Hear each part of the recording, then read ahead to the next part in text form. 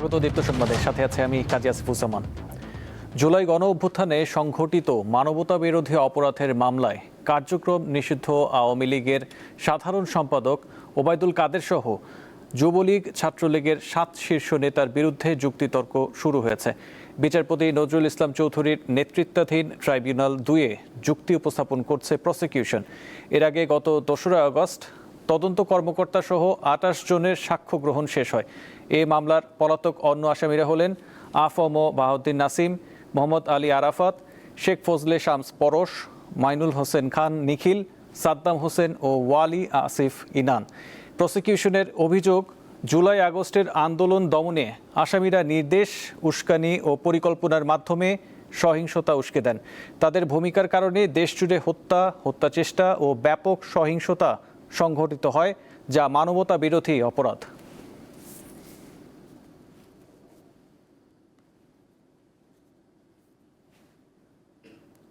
দেশের বাজারে কাঁচামরিচের দাম স্বাভাবিক রাখতে দিনাজপুরের হিলি স্থলবন্দর দিয়ে ভারত থেকে কাঁচামরিচ আমদানি শুরু হয়েছে। সোমবার বিকালে ভারত থেকে মরিচ বোঝাই 4টি ট্রাক প্রবেশের মধ্যে দিয়ে আমদানি কার্যক্রম শুরু হয়। প্রথম চালানে ভারত থেকে 29 টন 440 কেজি কাঁচামরিচ এসেছে। প্রতি কেজি মরিচের দাম পড়েছে 37 টাকা। ভারতের নাসিক ও বিহার থেকে এসব কাঁচামরিচ আমদানি করা হয়েছে। সবশেষ 2025 সালের 20 নভেম্বর এই বন্দর দিয়ে কাঁচামরিচ আমদানি করা হয়।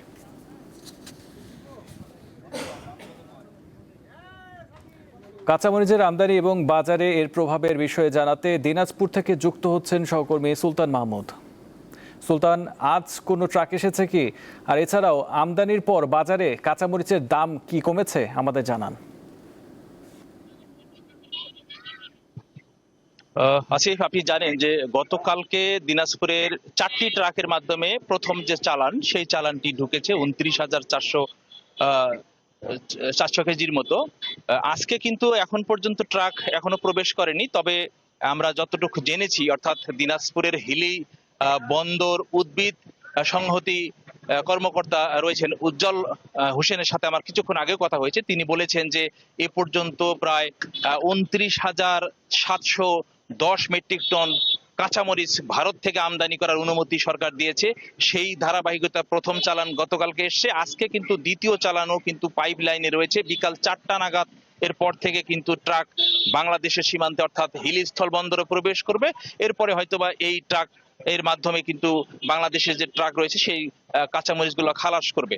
আর আপনি আরেকটি কথা বলেছেন যে এই ভারত থেকে যে কাঁচামরিচ আমদানির পর থেকে কিন্তু আসলে আমরা দেখেছি যে কাঁচামরিচের দাম কিন্তু নিম্নমুখী শুরু হয়েছে। আমরা এখন যে রয়েছি দিনাজপুরের বাহাদুর বাজারে, এখানে আমরা আজকে সকাল থেকেই দেখেছি যে পাইকারি কাঁচামরিচ কিন্তু যে বিক্রি হচ্ছে 240 টাকা থেকে 260 টাকা, 280 টাকার মধ্যে কিন্তু সর্বোচ্চ ভালো মরিচটি কিন্তু বিক্রি হচ্ছে। তবে গত 2 দিন আগেও কিন্তু কাঁচামরিচ 320 টাকা থেকে 350 টাকা কেজি দরে বিক্রি হয়েছে। এখানকার যারা ব্যবসায়ীরা তারা আমাদেরকে বলেছেন। সব মিলে আপনাকে একটা কথা বলতে পারি যে আসলে হিলি স্থল বন্দর থেকে যে ভারতীয় যে কাঁচামরিচ গুলো আসছে, সেটি কিন্তু দিনাজপুরের যে লোকাল বাজারে কিন্তু তেমন বিক্রি হচ্ছে না। এই মরিচটি কিন্তু রাজধানী সহ বিভিন্ন অঞ্চলে চলে যাচ্ছে।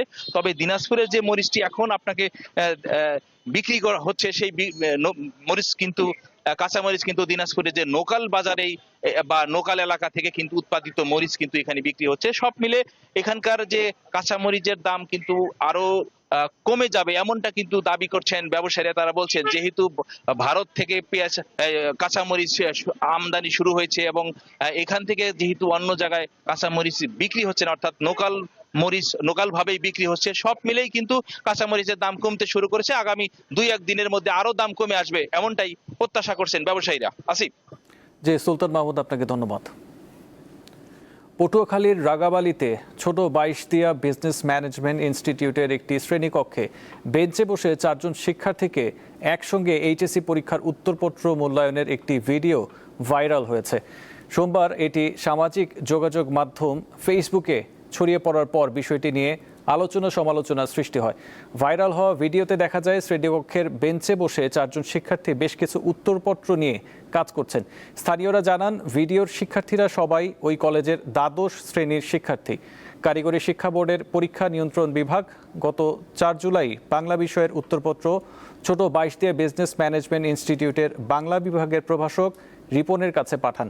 তবে ভিডিওতে দেখা গেছে রিপন নিজে উত্তরপত্র মূল্যায়নের পরিবর্তে দ্বাদশ শ্রেণীর শিক্ষার্থীদের দিয়ে এ কাজ করিয়েছেন।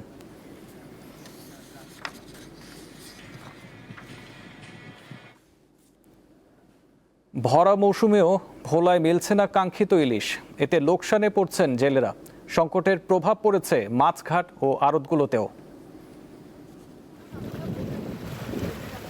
সাগরে 58 দিনের নিষেধাজ্ঞা শেষ হলেও কাঙ্ক্ষিত ইলিশ পাচ্ছেন না ভোলার জেলেরা। কয়েকদিন সাগরে অবস্থান করে নামমাত্র মাছ নিয়ে ফিরছেন তারা।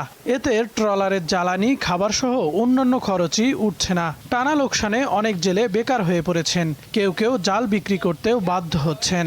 সিঙ্গেলের কারণে মাছ ধরতে পারি না, তারপরে আপনার ট্রলিংয়ে জাল নষ্ট করে, তারপর আমরা 4 লাখ 5 লাখ টাকা করে বাজার নিয়ে যাই। মা এবার কামড়া যায় 3 দিন থেকে মাত্র 5টা মাছ দিয়েছি। সাগরে যাই লাহারের জন্য, সিঙ্গেলের জন্য, বাতাসের জন্য থাকতাম পারি না। মাছগুলো না খাওয়াতে আমরা কতদিন আর ফিশিং করি, এই কারণে আমরা আর জাল দিয়ে ফিশিং করে মাছ টাছ পাই না। মাছ নেই, আমরা যে 20 জন মানুষ যাই, আরও উত্তরোত্ত মাছ কোথায়ই নেই। সংকটের প্রভাব পড়েছে জেলার মাছ ঘাটগুলোতে। দৌলত খান, ইলিশা, তুলাতুলি, নাছির মাঝি ঘাট সহ অর্ধশতাধিক মাছ ঘাটে এখন নেই আগের কর্মচাঞ্চল্য। মাছের সংকটে বিপাকে আড়তদাররাও। মাছ নেই, সাগরেও মাছ নেই।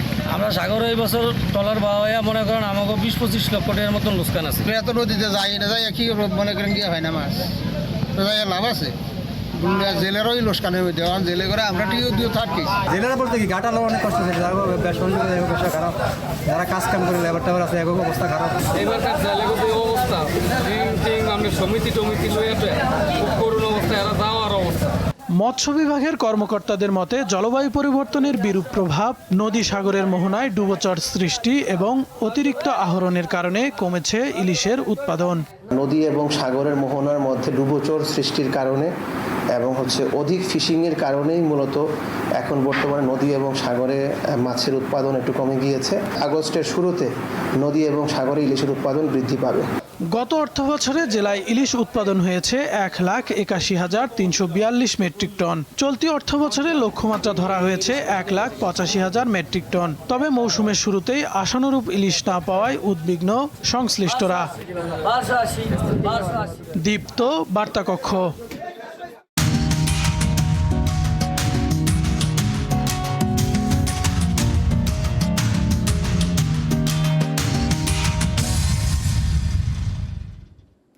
রাজধানীর মহাখালীর যানজট কমানোর উদ্যোগে ভাটা পড়েছে। এখান থেকে এখনই সরছে না আন্তজেলা বাস টার্মিনালটি। পূর্বাচলে যে ডিপোটি করা হচ্ছে সেখানে যাবে শুধু টার্মিনালে অলস পড়ে থাকা বাসগুলো। এছাড়া বাস চালকদেরও রয়েছে পূর্বাচলে যেতে অনীহা। ঢাকার তীব্র যানজট নিরসন ও আধুনিক ট্রাফিক ব্যবস্থাপনা নিশ্চিত করার লক্ষ্যে ঢাকার প্রাণকেন্দ্রে অবস্থিত 4টি বাস টার্মিনাল ঢাকার বাইরে স্থানান্তরের নির্দেশ দিয়েছেন প্রধানমন্ত্রী তারেক রহমান। আর এই 4টি স্থানান্তরিত বাস টার্মিনালের মধ্যে অন্যতম ঢাকার মহাখালীর আন্তজেলা বাস টার্মিনাল, যেটি সরে যাবার কথা রয়েছে পূর্বাচলে। প্রধানমন্ত্রীর নির্দেশনার পর কতটুকু আগালো সেই স্থানান্তর প্রক্রিয়া জানবো এবার। 1984 সালে প্রতিষ্ঠিত প্রায় 9 একর জায়গা জুড়ে গড়ে ওঠা মহাখালী আন্তজেলা বাস টার্মিনাল রাজধানীর অন্যতম ব্যস্ত পরিবহন কেন্দ্র। দেশের উত্তর ও উত্তর পূর্বাঞ্চলের প্রায় 400 থেকে 500 বাস প্রতিদিন এই টার্মিনাল ব্যবহার করে।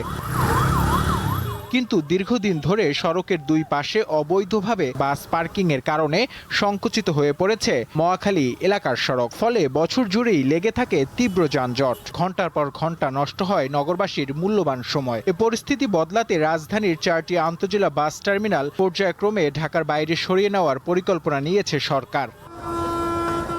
সেই পরিকল্পনার অংশ হিসেবে মহাখালী বাস টার্মিনাল সরিয়ে নেওয়া হবে পূর্বাচলের 3 নম্বর সেক্টরে। তবে পুরোপুরি সেই প্রক্রিয়া এখনও শেষ হয়নি। তাই আপাতত আগের মতোই মহাখালী টার্মিনাল থেকেই যাত্রী উঠছে বাসে।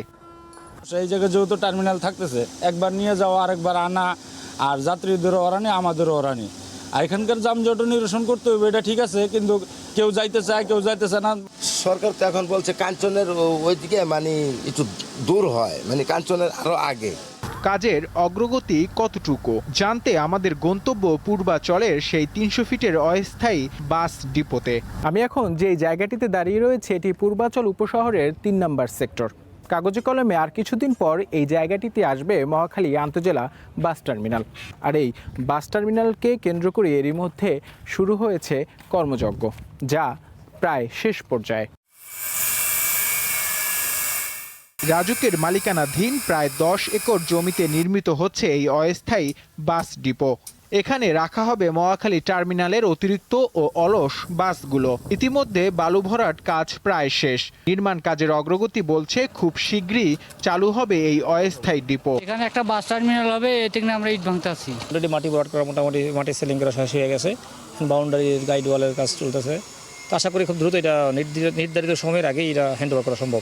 চালক ও সহকারীদের জন্য রাখা হয়েছে অস্থায়ী বিশ্রামাগারের ব্যবস্থা। পাশাপাশি রয়েছে প্রয়োজনীয় পয়ঃনিষ্কাশন সুবিধাও।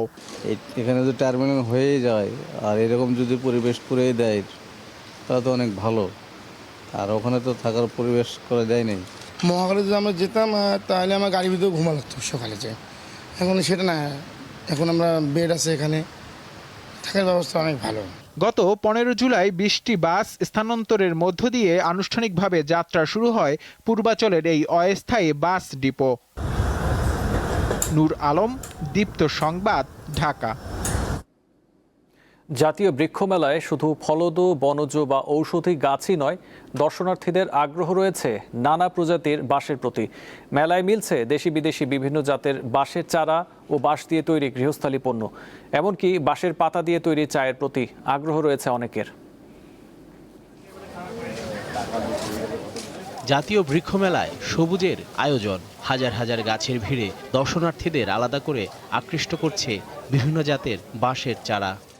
জাতীয় বৃক্ষ মেলায় নানা ধরনের গাছের পাশাপাশি রয়েছে বাঁশের বিশাল সমারোহ। এখানে দেশি বিদেশি প্রায় 60 প্রজাতির বাঁশের চারা পাওয়া যাচ্ছে। সৌন্দর্য বর্ধন, পরিবেশ সংরক্ষণ কিংবা বাণিজ্যিক চাষের জন্য রয়েছে ভিন্ন ভিন্ন বাঁশ। বুদুম, বরাক, বৈজ্যা, ঘটি, গুয়াডুয়া, মোসো, শিরোসীমা, বালিসহ নানা জাতের বাঁশের চারা দেখতে ভিড় করছেন অনেকে। গাছের পাশাপাশি যে বাঁশও এখানে আছে এটা জানতাম না। এখানে এসে আমি বেশ কয়েক ধরনের বাঁশ দেখতে পেলাম। এখানে অনেক মাদার গাছও আছে, আবার অনেক চারাও হয়, ওরকমও দেখলাম। তো বাঁশগুলো দেখে অনেক সুন্দর, মানে পাতাগুলো বেশি সুন্দর। এত ধরনের যে বাঁশ আছে এগুলোর আসলে আমাদের যত্ন নেওয়া উচিত, এগুলোর চাষবাস করা উচিত। শুধু বাঁশের চারাই নয়, দর্শনার্থীদের কৌতূহল বাড়াচ্ছে বাঁশের পাতা দিয়ে তৈরি বিশেষ চা। স্বর্ণা বাঁশের পাতা দিয়ে তৈরি হয়েছে এই বাঁশ চা। এই চায়ে রয়েছে বেশ কিছু শারীরিক গুণাগুণ, যা পাওয়া যাচ্ছে বৃক্ষমেলার কোয়ান্টাম স্টলে। আমাদের বাংলাদেশে একটা ডিফারেন্ট টাইপসের কিছু করছে, ওই জন্য ভালো লাগতেছে। আমরা স্বাভাবিকভাবে যে চা খাই এবং এই চাতে আমি একটু ভিন্নতা পাচ্ছি এবং খাইতেও মোটামুটি ভালো। বাঁশ দিয়ে তৈরি গৃহস্থলী ও শৌখিন পণ্য কিনছেন ক্রেতারা।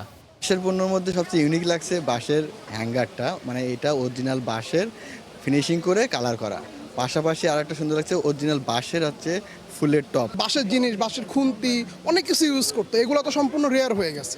তো আই থিঙ্ক এগুলো আমাদের ইউজ করা দরকার। আমিও ট্রাই করতেছি একটা নেওয়ার। ফ্লাওয়ার ভ্যাস নিলাম, এটার মধ্যে ফুলের ছোট ছোট ফুলের গাছ লাগানো যাবে, ইনডোর প্ল্যান্ট, দেখতে ভালো লাগবে। এটা এক্সেপশনাল কিছু, তার জন্য। সংশ্লিষ্টরা বলছেন বাঁশ কার্বন শোষণ, ভূমিক্ষয় রোধ এবং পরিবেশের ভারসাম্য রক্ষায় গুরুত্বপূর্ণ ভূমিকা রাখে। বাঁশ হচ্ছে 30% বেশি অক্সিজেন প্রডিউস করে অন্য যে কোনো গাছের চেয়ে।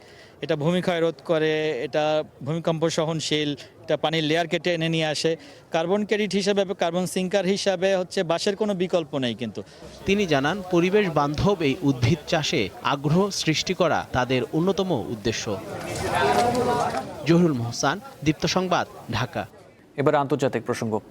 যুক্তরাষ্ট্রের সঙ্গে চুক্তি করার জন্য এই আলোচনায় ইরানের শেষ সুযোগ বলে হুঁশিয়ারি দিয়েছেন মার্কিন প্রেসিডেন্ট ডোনাল্ড ট্রাম্প।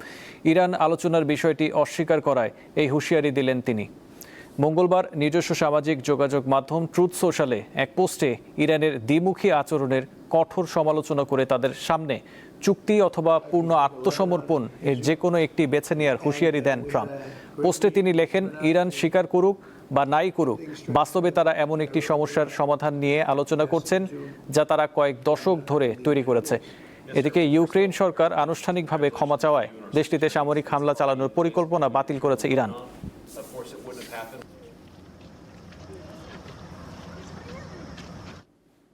রাশিয়া ও ইউক্রেনের মধ্যে পাল্টা হামলা আরও তীব্র হয়েছে। সর্বশেষ পাল্টাপাল্টি হামলায় দুই দেশে অন্তত 22 জন নিহত হয়েছেন, তাদের মধ্যে শিশুও রয়েছে। এছাড়া পূর্ব ইউক্রেনের আরও 2টি এলাকা দখলের দাবি করেছে রাশিয়া। রুশ প্রশাসন জানিয়েছে সোমবার ইউক্রেনীয় বাহিনী রাশিয়ার বেলগোরোদ ও ক্রিমিয়া সহ আরেকটি অঞ্চলে ড্রোন হামলা চালায়। এর মধ্যে দক্ষিণ রাশিয়ার একটি সমুদ্র সৈকতে ড্রোন হামলায় 3 শিশু সহ 7 জন নিহত হয়েছেন। একই দিন সোমবার কিয়েভের দিনিপ্রোপেট্রোভস্ক প্রদেশে রুশ ড্রোন হামলায় 3 জন এবং রাতভর হামলায় জাপোরোজিয়ায় 2 শিশু সহ 8 জন নিহত হয়েছে। এদিকে সোমবার এক বিবৃতিতে রাশিয়ার প্রতিরক্ষা মন্ত্রণালয় জানিয়েছে পূর্ব ইউক্রেনের পূর্বাঞ্চলীয় প্রদেশ খার্কিভের বিলি কোলোদিয়াস এবং উসপেনিভকা বসতি দখল করেছে রুশ বাহিনী।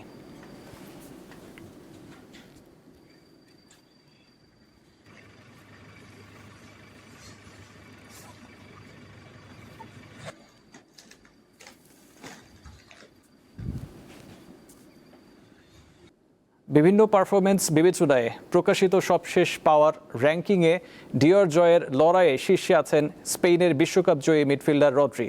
শীর্ষ 5-এ আছেন Harry Kane, Lamine Yamal, Kylian Mbappe ও লিওনেল মেসি।